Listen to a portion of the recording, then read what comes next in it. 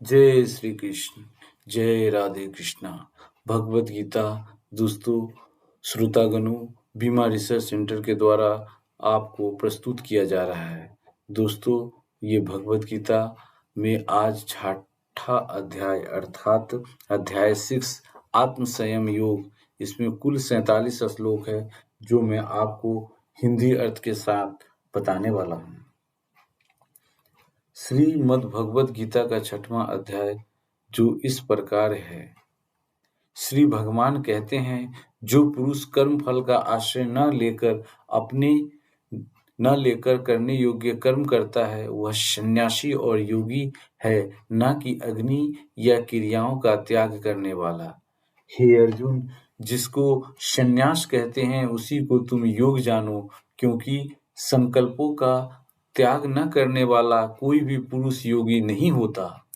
योग में स्थित होने की इच्छा वाले मुनि के लिए योग की प्राप्ति में कर्म करना ही कारक अर्थात कारण कहा जाता है, और योग में स्थित हो जाने पर उन संकल्पों का शांत हो जाना ही उसके कल्याण में कारण कहा जाता है। जिस काल में वह न तो इंद्रियों के भोगों में और न कर्मों में ही आसक्त होता है, उस काल में सभी संकल्पों के त्यागी पुरुष को ही योग में स्थित कहा जाता है। अपने अर्थात विवेक युक्त मन द्वारा अपना इस भाव सागर से उद्धार करे और अपने को अधोगति में न डाले, क्योंकि यह मनुष्य स्वयं ही अपना मित्र है और स्वयं ही अपना शत्रु।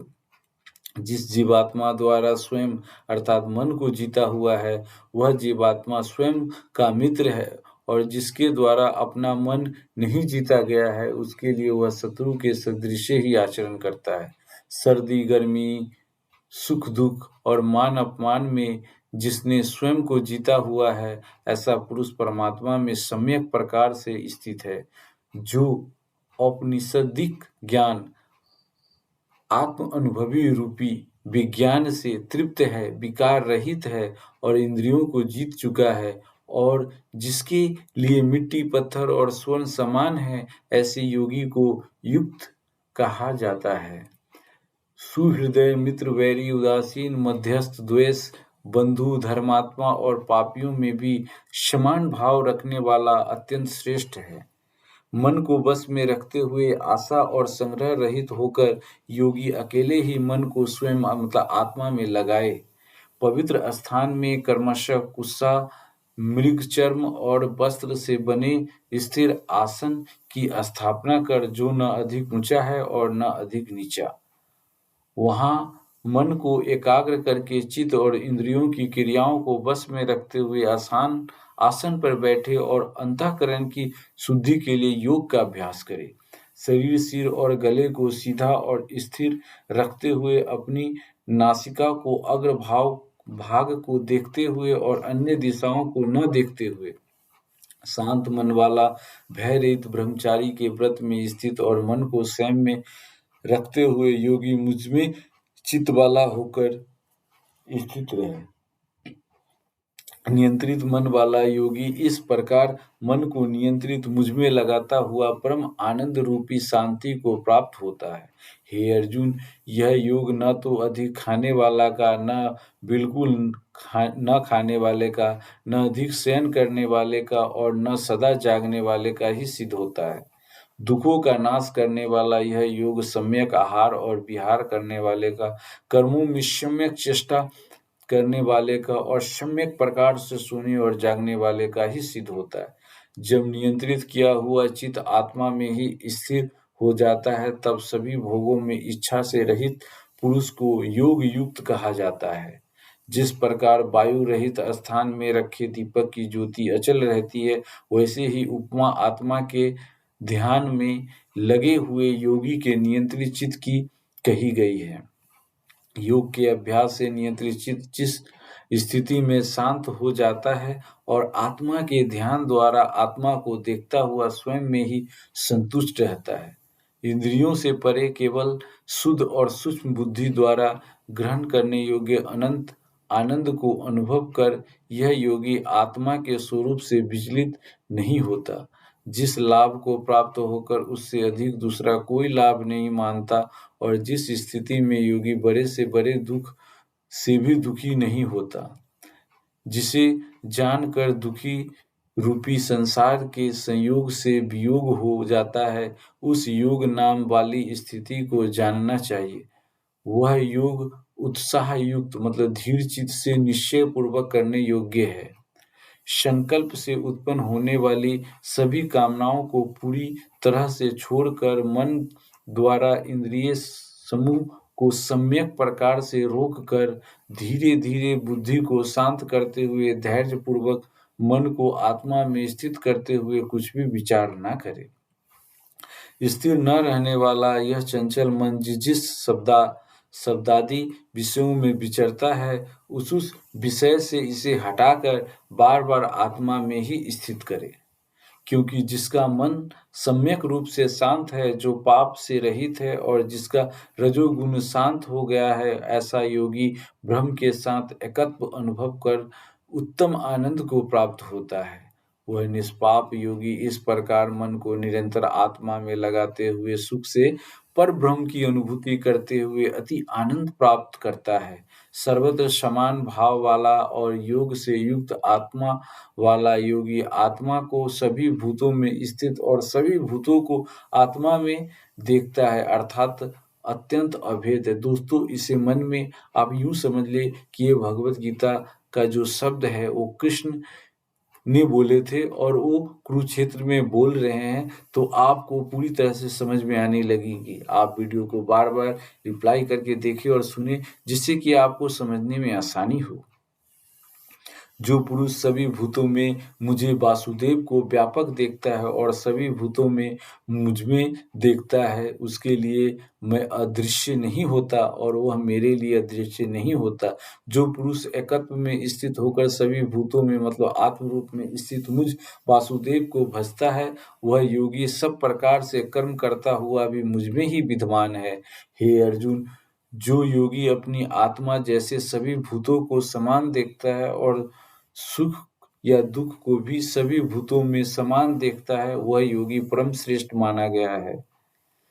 अर्जुन कहते हैं, हे मधुसूदन, जो यह योग आपने समभाव से कहा है, मन के अचल होने से भी इसकी नित्य स्थिति को नहीं देखता हूँ, क्योंकि हे श्री कृष्ण, यह मन बड़ा चंचल क्षोभ युक्त स्वभाव वाला बड़ा दृढ़ और बलवान है, इसलिए उसका बस में करना मैं वायु को रोकने की भांति अत्यंत कठिन मानता हूँ।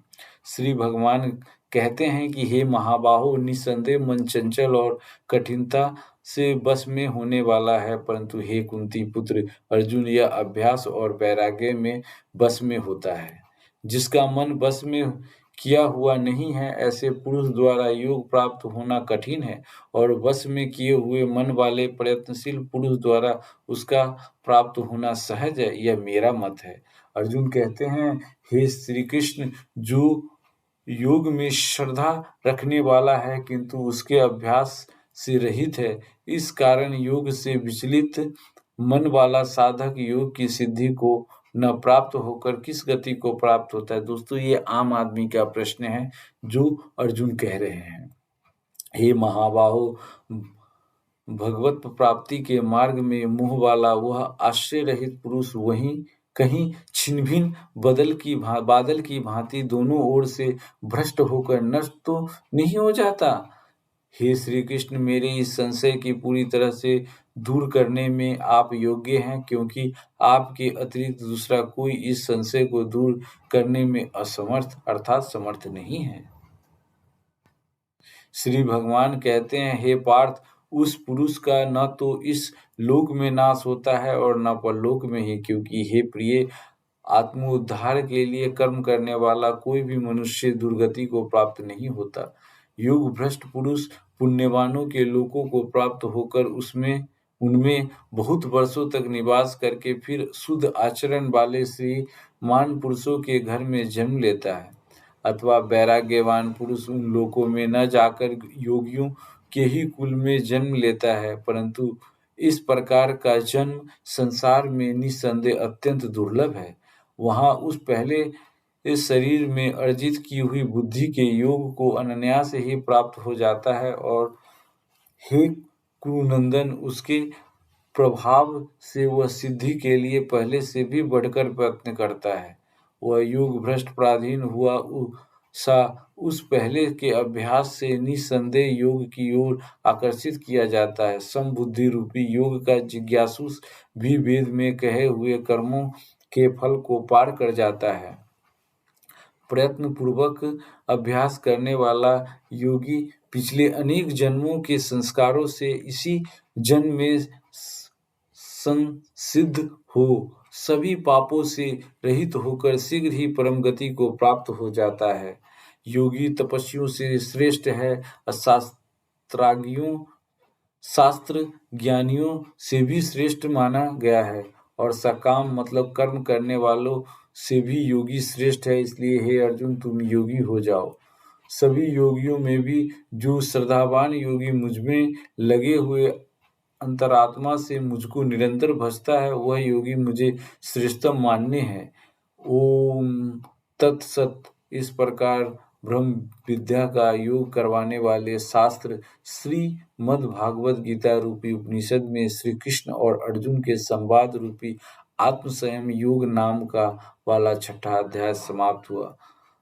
श्रोतागणों, अगर यह वीडियो आपको पसंद आए तो इसे आप जन जन तक पहुंचाएं, कम से कम इसे 18 लोगों में पहुंचाएं। जय श्री कृष्ण, जय श्री कृष्ण, जय श्री